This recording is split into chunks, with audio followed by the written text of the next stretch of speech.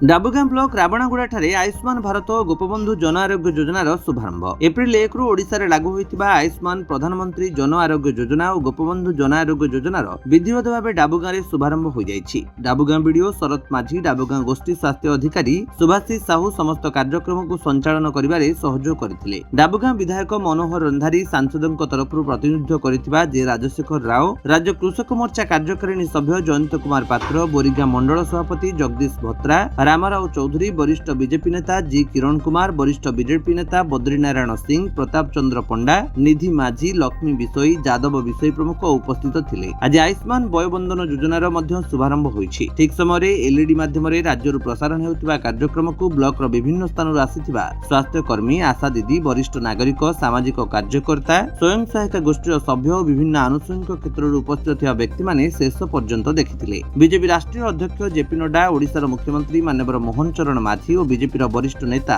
और मंत्री मानक अभिभाषण को जनसाधारण एलईडी जरिया शुणी मंत्रमुग्ध हो जाइथिले। सभास्थल को करताली ध्वनि रे प्रकंपित हो उठिथिला। এই অবসରରେ এই যোজনা প্রচার প্রসার ପାଇଁ ଏକ ରଥକୁ ଧ୍ୱଜା ଦେଖାଇ ଆରମ୍ଭ କରାଯାଇଥିଲା। ନବରଙ୍ଗପୁରରୁ ଗଗନ ଗନ୍ତାୟତଙ୍କ ରିପୋର୍ଟ, ବିଶ୍ୱ ବିଜୟ ନ୍ୟୁଜ ଓଡ଼ିଶା।